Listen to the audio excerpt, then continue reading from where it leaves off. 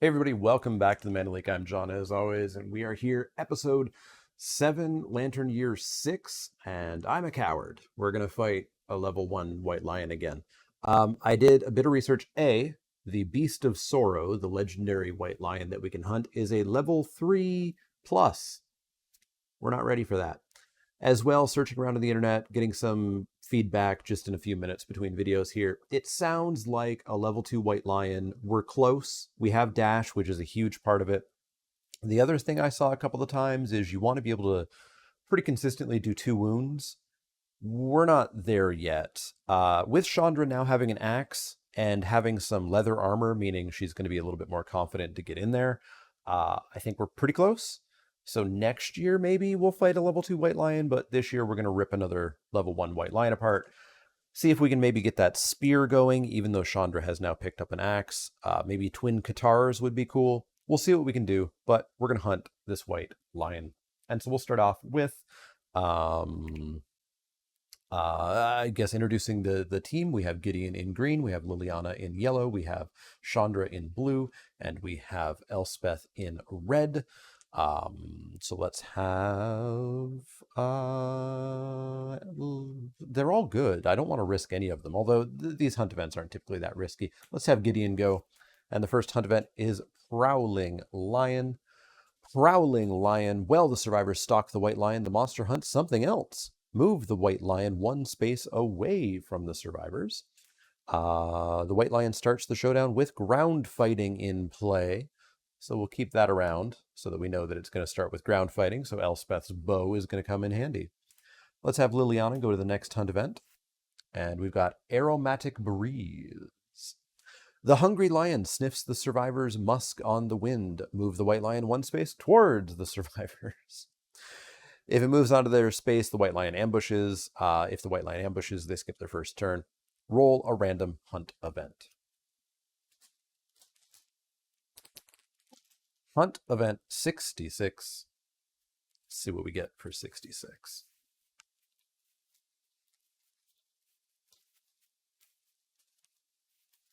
Love when the White Lion goes away and then comes back. 66, Forbidden Word. There is a great rush of air. A booming, inhuman voice declares a single word in an unknown language. For 1 instant, all survivors understand. All non-deaf survivors, which is everybody, gains +1 understanding and 1 brain event damage. If they're insane, they also get random disorders. Everybody... Actually, no, hang on. Only Elspeth is insane. Okay. So Chandra gets an understanding, up to 4. Gideon gets an understanding, up to 4. Liliana gets an understanding, up to 4. Elspeth gets an understanding, up to 4. Chandra takes a brain damage down to 1 insanity. Elspeth takes a brain damage down to 12 insanity. Liliana takes a brain damage down to 1. Gideon takes a brain damage down to 0. Elspeth is the only insane person. So Elspeth is going to get herself a disorder. Let's grab the disorder deck. I don't know why I specifically like shuffling up the disorder deck, but I do. It's just the right size to shuffle up. And then we have the card available to show off. I could do it the same way I do innovations, where I just hit a button in the app and it gives me the innovation, and then I go and find the card. But I've got them sleeved. They're nice and easy to shuffle. So why not do it that way? So Elspeth already has 1 disorder. She's a rageaholic. This will be her 2nd disorder. Survivors can have 3 disorders. After they get their 3rd disorder, you pick 1 to throw away. So let's find out Elspeth's 2nd disorder. Elspeth is also a hoarder, in addition to being a rageaholic. You compulsively collect and stash anything you can get your hands on. Every little bit you add to your secret hoard makes your existence feel more real. Whenever you are a returning survivor, archive 1 resource gained from the last showdown and gain 1 courage. So she's going to steal stuff. So hopefully we have extra stuff for Elspeth's hoarding tendencies. We'll need to remember that she has that. Okay, so that was that hunt event. That's going to be us sending in Elspeth for the empty spot, which is just a random event. 86. 86 is Putrid Tunnels. The survivors smell it long before they see it. A series of cave mouths that emit noxious odors. Each survivor rolls 1d10.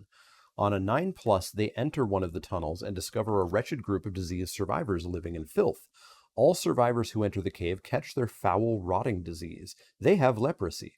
Reduce all damage suffered by 1 to a minimum of 1. Suffer -2 to severe injury rolls. Reduce all damage suffered by 1. Interesting. So they take less damage, but they're far more prone to being injured. Okay. So we'll go in order: blue, green, yellow, red. So Chandra does not enter the tunnels. Gideon does not enter the tunnels. Liliana does not enter the tunnels. These are all 8s. And red does not enter the tunnels. So we just don't enter the tunnels. We don't get leprosy. That's good. That's good. And now Chandra will approach the White Lion, who's going to start with ground fighting in play. So we didn't really get much out of those hunt events. We got a hoarding disorder. And that was it. Not great. Hunts are where you hope to maybe get some resources or something, but I guess we're going to go fight a White Lion. Pretty quick hunt event. Not much happened. Let's go fight. All right, we're back for the fight. We have ground fighting in play, which of course means the White Lion is not going to do anything, just going to hang out, and we cannot activate any actions within the zone of death, which is in those various corners. But that's going to give us time to basically harvest all the resources that are here. We've got a survivor corpse sitting up here behind the White Lion. The survivor corpse, if we pass through it, we're going to suffer brain damage, but we can scavenge it to maybe get insanity, or insanity and a resource, or a bunch of insanity and a skull. We're obviously going to go for that before we trigger ground fighting. There's a couple things of Arcanthus plants, one here and one here underneath the card. We can dig that up to hopefully get some Arcanthus, which we can then take home and dry, and is a very handy piece of gear that stops you from getting a severe injury, which is awesome. And of course, we have tall grass, as always. So just some updates. Our red person, Elspeth, she is still our bow person. She's got the bow and the arrow, some bandages, and a skull helm. Chandra is much more geared out than last time. She's got a bone axe and 3 pieces of leather armor, so she is going to be getting in there. Liliana in yellow, she is still our swords person, stabbing from behind. She now has sword specialization. We get to pick which place we're going to wound after we roll our wound roll, as opposed to before. And Gideon in green is still fist and tooth, no other weapon, but he's got fist and tooth specialization. He gets to stand up kind of whenever he wants, basically. So the White Lion is in ground fighting, so it's just going to sit there and not do anything. I need the monster controller. There it is. We'll throw that on red, although we don't really need to, because again, we have infinite time. So we're gonna enter infinite time. We're gonna do whatever we want, move wherever we want, as long as we're not activating within the zone of death around the White Lion. And then we'll just pass the turn and say, okay, it's now Elspeth's turn. So up first, Chandra is going to dig into the Arcanthus plants here. So we're going to roll a 1d10.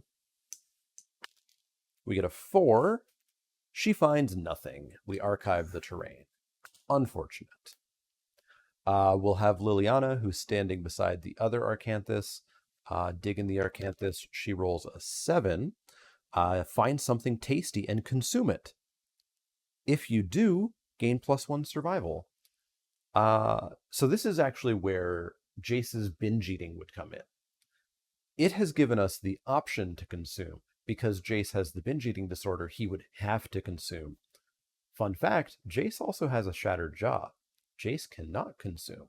But anyways, Liliana does not have anything to consume, so she doesn't gain any survival, and we archive it. So we did not get any Arcanthus, which is a pain in the butt.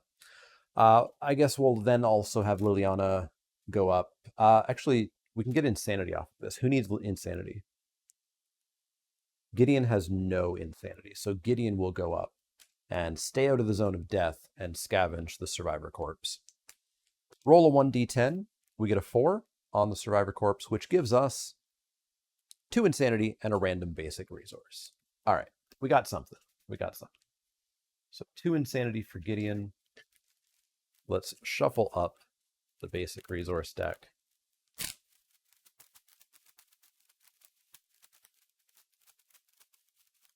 And on that poor dead survivor's corpse, we find a monster bone. Cool. I want hides and organs, but cool. Cool, cool, cool. And the survivor corpse goes away. And then, I guess what we'll do is we'll get people in position. We'll get Gideon in behind. We'll get Liliana in behind. We'll get Chandra kind of like up and beside, and we'll move Elspeth up just a little bit. So basically this white lion has just been laying there and is just kind of like, yeah, you try to do something and I'll wreck you. And we're all creeping up and we're playing chicken. And then suddenly out of nowhere, Elspeth is going to take her shot. She'll start out with the clawhead arrow. So this is a speed of 1, and we only get to do this once. Speed of 1, accuracy of 6, 7. We're going to hit on 7s. We hit on a 9. It finally happens. So we hit the white lion with the clawhead arrow. Because we hit, and we don't have to wound, but because we hit, the white lion has -1 evasion. Everybody's attacks hit way more easily now. We wound the white lion in the flank. So there's a wound reaction, and I have a feeling we are going to wound this. But let me flip my arrow to show that we've used it. So it was 6 damage. So white lion is 8. We're going to wound on a 2, a 1, a 0. We're going to wound on anything but a 1. We get a 5. So we successfully wound the white lion's flank. The ground fighting gets discarded, and Elspeth is going to get the priority target token. So regardless of who the white lion would pick to target, she is going to be the one that gets targeted. And as I said, she is the monster controller, although it's going to flip before the white lion's turn. All right, so everybody else can just kind of attack because they're not going to get attacked next turn. It's going to be Elspeth. So let's start out with Gideon biting from behind. Let me mark off that. Actually, no, Elspeth did not wound with a bow. She wounded with an arrow, so that doesn't count. Gideon's going to attack from behind with fist and tooth. So that's an accuracy of 8, 7 because he's behind, 6 because of his bonus. Gets a 4 and a 9, so that's going to be 1 hit. Gideon hits the beast's temple. So there's a failure on this one. So Gideon's going to wound on an 8, 7, 6, 5. Gideon hits a 4. Fails to wound. The reaction is a basic attack. Turns around to attack Gideon with a speed of 2, an accuracy of 2, 3, 4. We get a 4 and a 6. That's 2 hits. Pretty sure Gideon can just take these. 1 damage each to the head and the head. Sure, he loses all of his head armor for now, but that's fine. That's fine. Let's have Liliana get in behind because she's got that backstab. Oh, actually.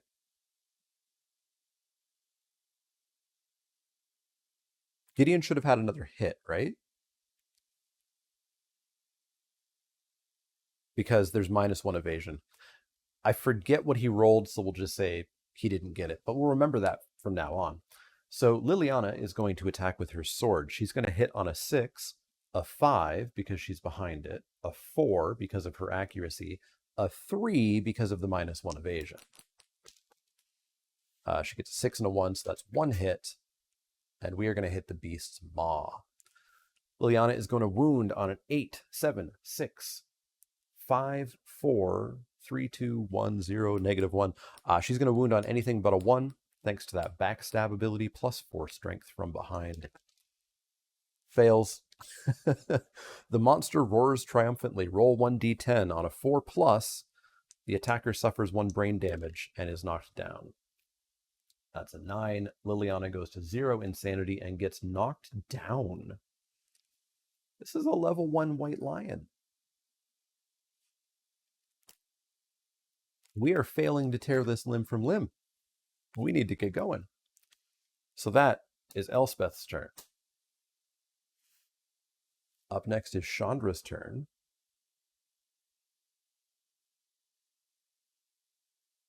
Okay.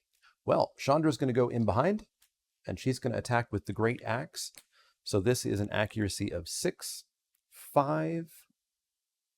She has no accuracy. 4, thanks to the -1 evasion. She has -1 speed, so she's only rolling 1 die. She gets a 7. She hits, and she hits the Strange Hand. So there's a failure reaction on this too, but I can't imagine she fails on anything but a 1 is my guess. 8, 7, 6, 5 for the axe.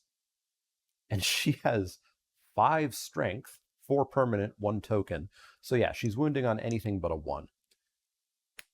And because the axe is savage, if she critically wounds, she gets an extra wound. She doesn't have luck, so she does not critically wound, but she does successfully wound with the axe, which gives her her weapon proficiency. Now, if I'm not mistaken, Elspeth didn't. Liliana utterly failed. We've got 2 wounds in here. I think that was arrow and just now. So no other weapon proficiency has been gained just yet. Okay, not a great start. Not a great start. Let's see what this lion's going to do to us now. Revenge sounds about right. So the target is Elspeth because she is the target. The way priority target works is ignore pick target. So Elspeth is the target. And she kind of, like, I don't want, actually, no, we have dash opportunities. We have dash opportunities so that Chandra here is not going to get knocked over. So in this arrow, we are going to have Chandra use a survival to dash. And we're going to have her just like move out of the way. Because the white lion's going to come this way, and we don't want it knocking her over. In addition to that,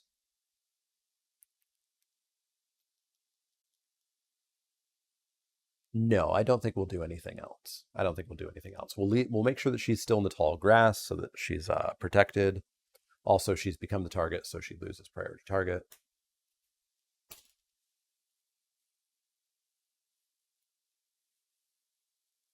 Yeah.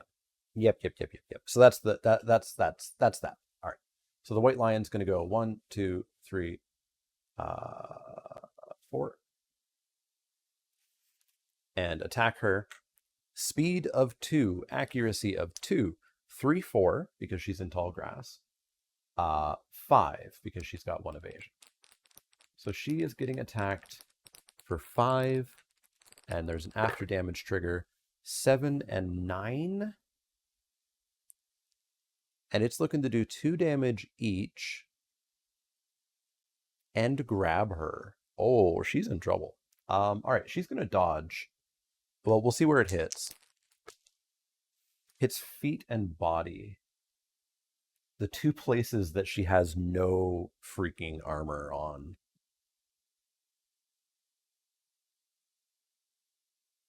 Okay. Well, we'll take it. So light damage, heavy damage, light damage, heavy damage to body and legs, so she gets knocked over. And then after damage, the white lion isolates its prey. Full move the white lion away from all threats. Target suffers grab, which is 1 damage per monster level. Yikes. All right, so full move away from all threats would be this way towards me. So we're going to have it go 1, 2, 3, 4, 5, 6. She ends up in front, and she suffers 1 damage, hopefully not to legs or body. Legs. Can she do anything about this? No. She suffers severe injury to legs, which also means because she's a rageaholic, she will suffer the frenzy trauma.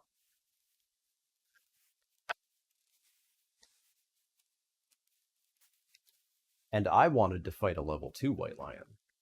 All right, severe injury to the legs. She gets a 3. That is 2 bleeding tokens. That's not bad. And she has bandages, so that's not bad. But we have to do the frenzy trauma because she suffered severe injury. So frenzy trauma is gain 1d5 insanity. So that'll be 5 insanity.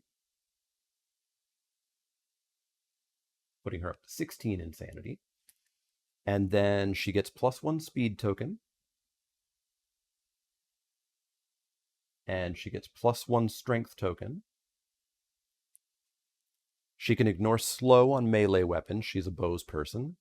She can't spend survival, so no more dodging, no more dodging or dashing. She cannot use fighting arts. She doesn't have any. She can gain this multiple times. All right, so she can wound really well.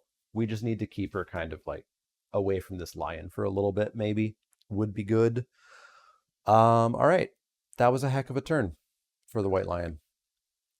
Let's see if maybe we can do something about that. I don't even know if we can get in range at this point. Well, step one.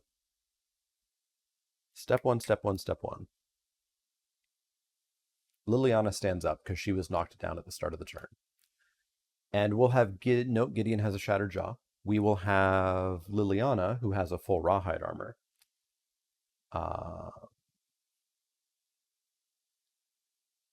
She will spend a survival to encourage Elspeth to stand up.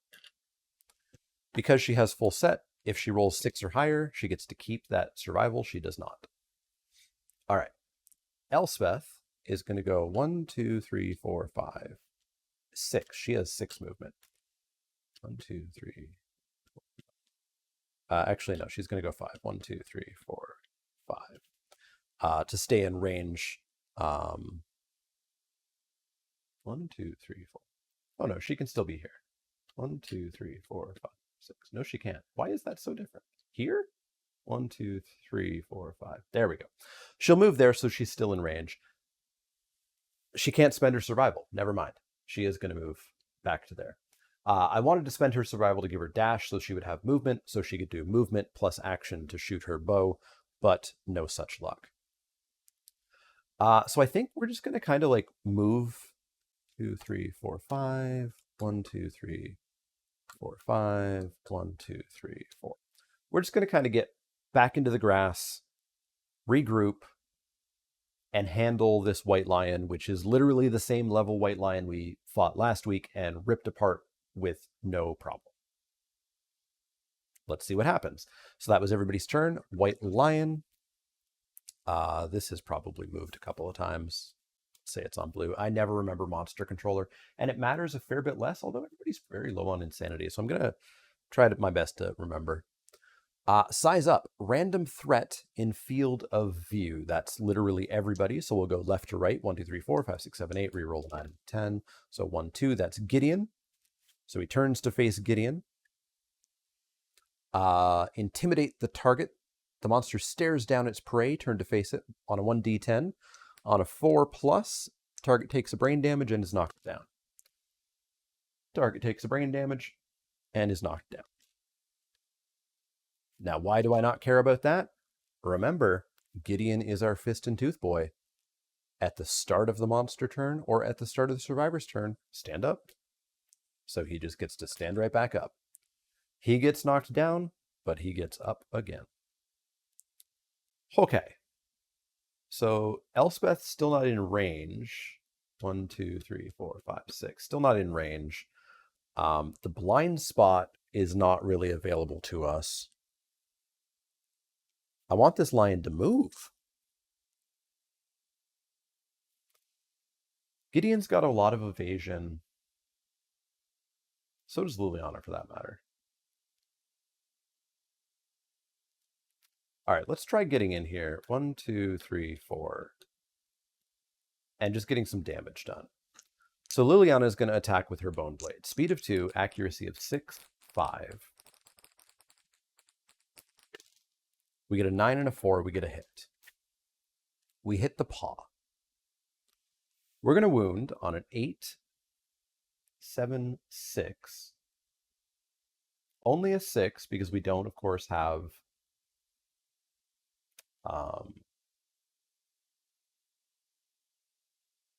we don't have the backstab. So we wound on a 6. We hit a 3, so we fail. Basic action targeting the attacker plus 2 damage. -1 evasion, still not enough. This thing is brutal. So basic attack, speed of 2, accuracy of 4, because she has 4 evasion. Only 1 hit, dealing 2 damage to her body. So she has 0 armor left on her body. Oh, just when you think things are going easy. All right, blind spot has been revealed, so Chandra's going to come on in and attack with the axe. Speed of 1, accuracy of 6, 5. Accuracy of 5. She gets an 8. She hits with the axe, the beast's femur. Let's chop this thing up. So she's got a ludicrous 5 strength, 5, 6, 7, 8 from the axe. She's wounding on anything other than a 1. She hits a 7. We get a wound. Good stuff. Unfortunately, Chandra already has her weapon proficiency. It's Elspeth and Gideon and Liliana who we need to get wounds. But we'll get there. We'll get there. We'll get there. So Elspeth can't do anything. She's just not in range. Oh, she can spend her action because she has bandages. Yeah. We talked about this. She has bandages. She'll spend her action. We don't use up these bandages, right? Yeah. So she spends her action to remove her 2 bleeding tokens. She's still absolutely brutalized in the body and legs, but she's not bleeding anymore now. And that's her turn. Gideon, 1, 2, 3, 4, 5. Gideon can get in behind. He'll fist and tooth from behind. And I would really like to get back to the grass at some point. Fist and tooth from behind is going to be an accuracy of 8, 7, 6, 5. 2 hits with the fist and tooth. We've got the beast's ear with a failure reaction that would be pretty bad, and the scapular deltoid with a failure reaction, which would not be the worst because we could have Liliana dash first. So he's going to attack the scapular deltoid first. He's going to wound on a 8, 7, 6, 5. He's going to wound on a 5. Oh, we get the 5. We get the 5. So successful wound, no scapular deltoid failure. This could be bad because the white lion would jump backwards, knocking both of us down and back. Although I guess we could both dash because we're not. Yeah, we could both dash as well. So this will probably be fine. So again, we're going to wound on a 5. We get a 6. We successfully wound the ear. Gideon has gotten weapon proficiency in fist and tooth. So let's mark that down. And that will end a much better turn. Much better turn. How is this white lion going to make things awful? With a grasp. Pick target, closest knockdown survivor in range. No, closest survivor in range. That would be our pick, because it's not in field of view, so blind spot doesn't matter. Also, this will have moved to Liliana. So I'll tell you what'll happen. Liliana will pick herself and get an insanity from being the monster control.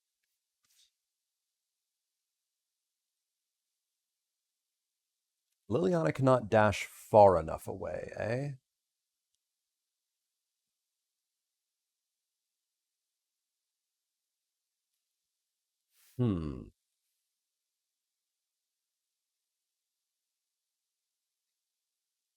Liliana will spend a survival to dash. So she gets an extra movement action. We roll 7. She gets to keep that survival point. And she's going to go 1, 2, 3, 4 and get into the grass. So now we'll continue through with the attack. The white lion will move on up to her. And now she's got way more evasion. A speed of 1, an accuracy of 2, 3, 4, thanks to the grass. 5, 6, thanks to her evasion. It rolls a crit 10, and so it's going to do 1 damage to her head and then drag her away. She is going to dodge that. So she is going to spend a survival to dodge. We roll. She gets to keep that survival point. Everything is hunky-dory. Okay, much better turn. Much better turn. Much better turn. Much better turn. We should now be able to get Liliana in behind to stab, and then Elspeth should be able to take her shot with the bow. That should get us some wounds and get our weapon proficiency and get this whole thing back on track. So Liliana is going to go 1, 2, 3, 4, 5. Get in behind. She is going to attack with the bone blade. Speed of 2, accuracy of 6, 5, 4, 3. We get a 6 and a 6. That's 2 hits. We hit the beast's tricep, and we hit the beast's tail. Now remember, because she's a sword specialist, we get to do our first wound roll and then pick what we hit. So we just go to wound, and she's going to wound on anything but a 1, thanks to all of her bonuses. And it's a crit, so we get to pick the best crit. So we can either give it -1 accuracy and get its tail, or we could discard a mood card and knock it down, which means it's easier to hit. I want the crit. I want the resource. It also gets rid of a reflex, which will be nice for the next hit. So we critically wound the beast's tail. The white lion's tail is destroyed, ruining its finely tuned balance. It gets a -1 accuracy, so it's not going to hit. We hit it better, and it hits us worse. And we also get the white lion tail, which I think is a hide? Yeah, the tail is a hide. So that'll be handy for us for later. And we also get the wound. So let's take that wound off. So now we actually go for the tricep. And again, we're going to wound on anything but a 1. We get a 2. So we don't fail, and we do get that wound. Liliana has sword proficiency now. Assuming she survives, I guess. Let's hope she survives. But that was a good turn. I think we're turning this around. The white lion has a few cards left, none in the deck. So we're gonna start going through those cards that actually were the ones that wrecked us. So this white lion has probably gotten tougher. Who knows what cards we discarded though. Elspeth is finally going to take a shot with the bow. She hasn't done this in a long time. Speed of 2, accuracy of 7, 6, thanks to the token. 5, thanks to her natural accuracy. She gets an 8 and a 4, so that's only 1 hit with the bow. And she hits the gut, the fleshy gut. She's going to wound on an 8, 7, 6, 5, 4, 3. Let's do that. Let's count that again. 8, 7, 6, 5. 4, 3, 2. She's going to wound on anything but a 1. Actually, she's got... No, I've already got the strength token counted.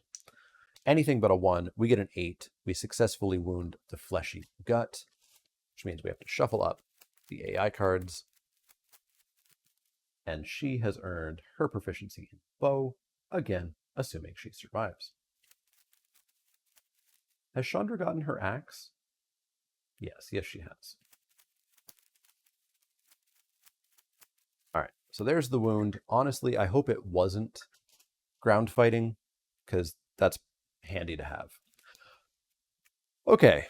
1, 2, 3, 4. Let's have Chandra come in, and let's have her be the axe person. She's got a lot of armor with that leather, so I'm happy to have her get into the fray. She attacks with only a speed of 1 because of her natural -1 speed, but she is going to hit on a 6, 5. Goodbye, die. I will get that later. I wonder what it was. Can I see it? Oh, it was a 9. She is going to hit on a 6, 5. And she has no bonus accuracy, wild. So she hits on a 5. She gets a 2. She fails. I should have kept that 9. So that's everybody except for Gideon. And I guess Gideon's just going to come in and pile on this lion here. Speed of 2, accuracy of 8, 7. A 9 and a 3. Well, there's my 9. And as always, Gideon triggers the trap card. So White Lion's going to turn to face him and do a basic action attack that he cannot dodge. So it's a speed of 2. It's an accuracy of 3 because of the -1 accuracy token. For 5 because of Gideon's natural evasion. 5 and a 9, that's 2 hits. The White Lion doesn't care. I don't know why I'm shuffling just a small pile of hit location cards. I need to shuffle the entire pile. So Gideon's going to take 2 hits that he cannot dodge to the body and the body.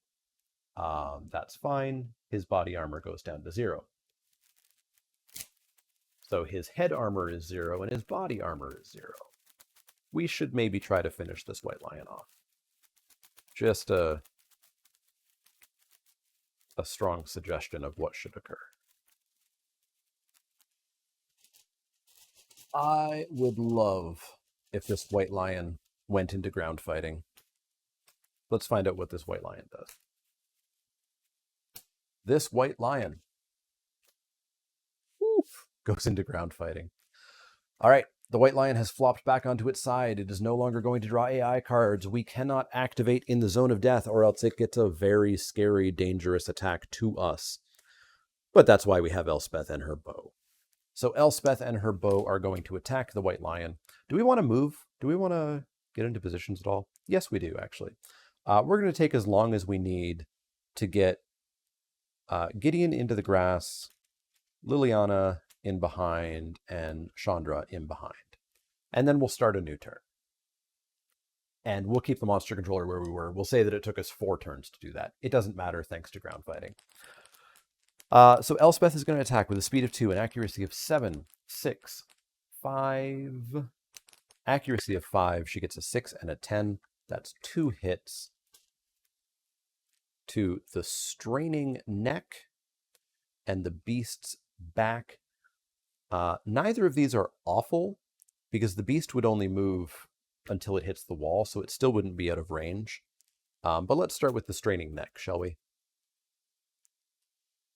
So Elspeth's wound roll is going to be 8, 7, 6, 5, 4, 3, 2. She's going to wound on anything but a 1. Anything but a 1.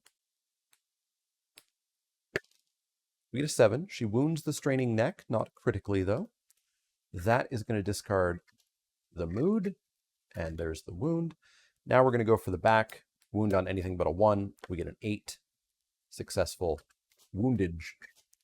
All right, the White Lion has nothing but ground fighting left in its deck. So we should be able to murder this thing. It tried to take us down. It tried so friggin' hard at the start of this. We almost lost Elspeth. Let's have Liliana stab this thing and kill it. Speed of 2, accuracy of 6, 5, 4, 3. We roll a 1 and a 2. Good job, Elspeth, or Liliana, rather. Let's have Chandra take the axe to it. Speed of 1. She hits on a 5, if I remember correctly. 6, 5. Dropping dice everywhere. She hits on a 5. We get a perfect hit. But it's the trap. This White Lion is not done yet. Not done yet. So, the White Lion spins around. The White Lion attacks Chandra. Speed of 2. Accuracy of 2, 3, 4. So it's going to hit on 4s. Only 1 hit, a 2 and a 6.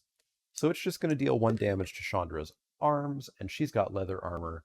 So she's going to go all the way down to 2 armor points on her hands, which is a ton. That's fine. That's fine. And Gideon still has a shot. Gideon still has a turn to do something here. Although, honestly, actually, no. We just win. We just win. How do we just win, you ask? As I drop cards everywhere? Well, let me tell you. We don't... I'm so excited that we just win. I'm dropping cards everywhere. All right. We actually don't just win because we might draw a trap card with what I'm going to do here. But here's what I'm going to do. Gideon, just going to sit there and twiddle his thumbs. Gideon's going to do absolutely nothing, which means we're going to go back to the White Lion's turn, which means the White Lion is going to shuffle its deck. Shuffle, shuffle, shuffle, shuffle.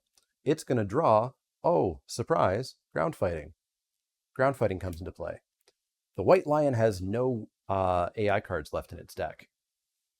The White Lion is no longer going to attack us because it's in ground fighting. We just have to hit the White Lion and wound it. And Elspeth just gets to do that as much as she wants until she actually does it. We could also throw a Founding Stone to get a guaranteed critical hit.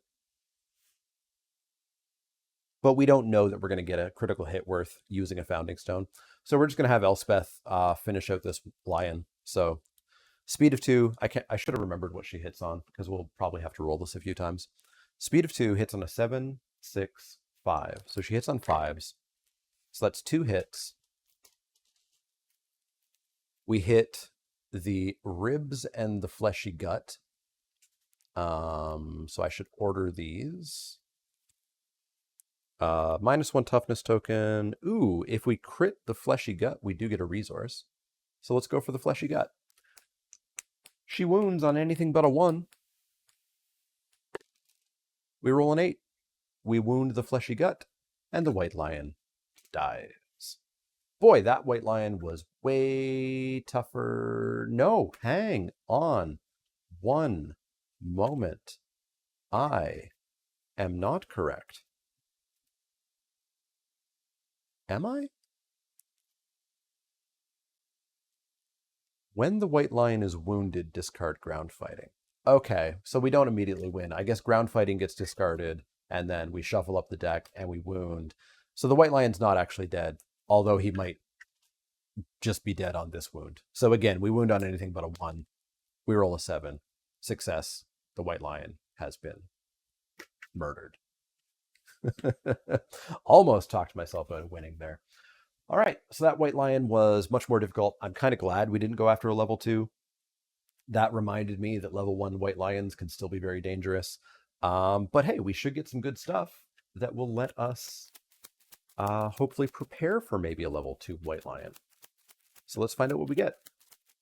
We get 4 White Lion resources. We get White Fur. Curious Hand. When you gain this, a random survivor gains +1 insanity. That'll be blue, Chandra. We get more White Fur, and we get the Eye of the Cat finally, which is very handy. We get 4 basic resources as well. We get ourselves a Monster Hide, a Skull. When you gain this, a survivor of your choice gains an insanity. Let's give that to Lily, so she goes up to 2. We get a Monster Bone, and we get some Love Juice. All right. In addition to that, we're going to need to give XP to everybody. So Chandra goes to Hunt XP level 2, Elspeth goes to Hunt XP level 5, Gideon goes to level 6, which is actually going to age Gideon again, and Liliana is going to go to 6, which is going to age her. So we'll come back with the settlement event. We'll age these folks up, see what the second level of aging does, and see what kind of bad events are going to happen. So be right back. All right, so we're back for the settlement event. First off, Elspeth? Yes. I forgot to do something in the app. 1 second. Let's manage departing survivors. Return and advance year. There we go. So Elspeth just got bow specialization. So now when she's attacking with a bow, she can reroll any misses once per attack. So she's just going to hit way better with the bow. That's going to help us get better and get ourselves towards fighting a White Lion, perhaps. So we're not technically in the settlement phase. We do age up. Who was that? Gideon and Liliana. We do age up Gideon and Liliana right away. So aging level 2 is improved reflexes. The years sharpen your reflexes. Roll on the table below, 2d10. So Gideon's up first. He rolls himself a 17, which is gaining 1 random fighting art. So Gideon's random fighting art is Carapace of Will. At the start of the showdown, gain the Steadfast Survivor status card. When you are attacked, if you have 2+ steadfast tokens, ignore a hit and remove all your steadfast tokens. I'll have to look up exactly what that means at some point. I believe steadfast,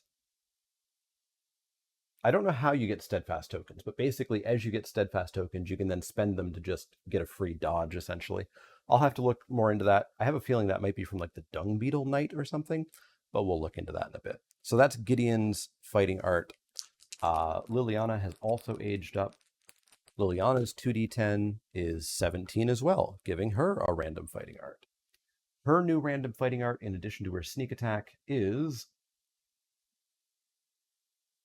sneak attack. Can that happen? Can you have 2 of the same fighting arts? Does she seriously have +8 strength now?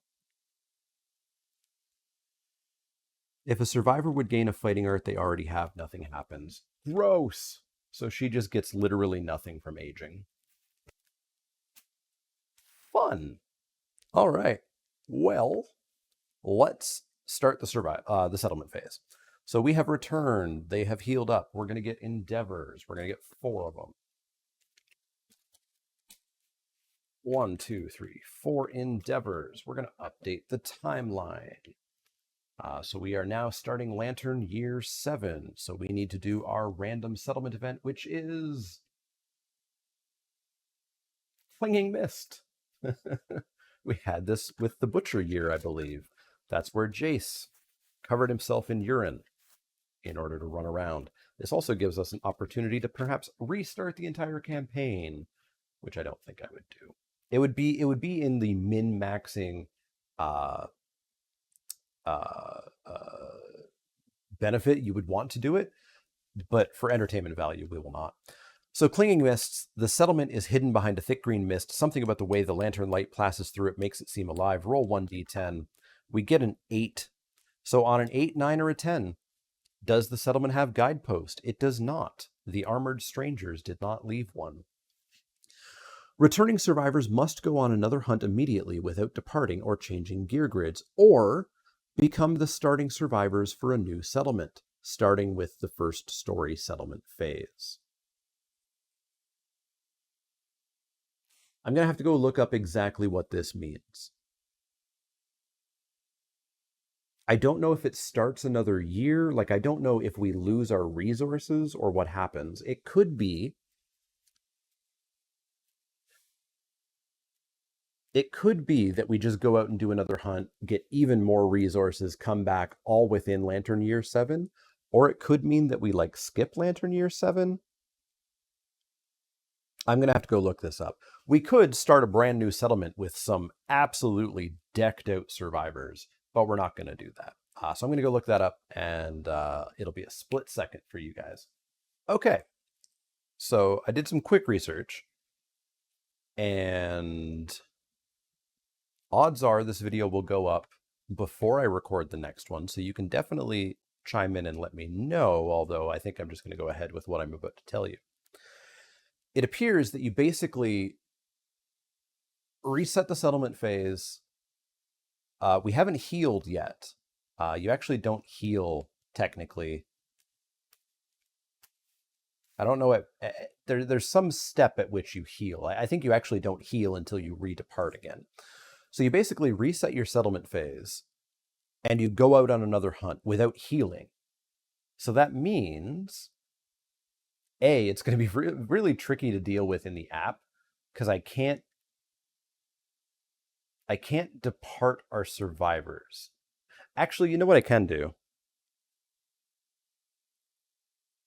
I can make a note as to who has what armor and what not, and then depart them, and then just make sure to not advance the Lantern Year. I think I can do that. It'll take some time finagling with the app. But basically, we're going to go out on another hunt with Elspeth still absolutely brutalized in the legs and arms, I think, or body, with Chandra having a bit of damage, with Elspeth currently suffering frenzy, I believe, and we're going to hunt another white lion. we have a stack of White Lion resources, and we're going to potentially get even more. And then we're going to come back and actually finish Lantern Year 7. Because there's a Phoenix event that we didn't have a chance to do in Lantern Year 7. So I think we're essentially getting a free extra hunt, and as long as it's no worse than that hunt was, I think we'll be pretty okay. So that's going to be a very short settlement phase as we prepare to do a second hunt in Lantern Year 7. Weird things are happening here. Weird things are happening here. As I said, I do believe the correct thing to do if you are min-maxing this is to restart a new settlement. We would lose our innovations, but we would have some seriously decked out survivors with great fighting arts and just really kind of ramp up from there. But we are going to go out. The Clinging Mists did not let us come home. We're going to go hunt another White Lion, kill it, bring back even more resources to finally finish up Lantern Year 7.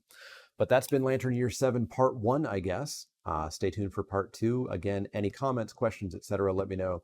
I've loved getting some new Kingdom Death Monster followers and Magic people who are watching this. I hope you're enjoying it because I'm loving adding this to the channel. I'm thinking about some other games that I could potentially add in the future.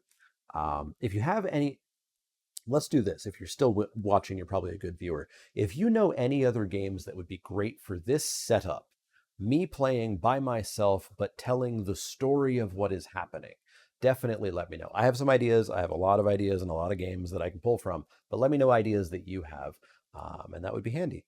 But yeah, otherwise, I'll see y'all next time for Lantern Year 7 Part 2.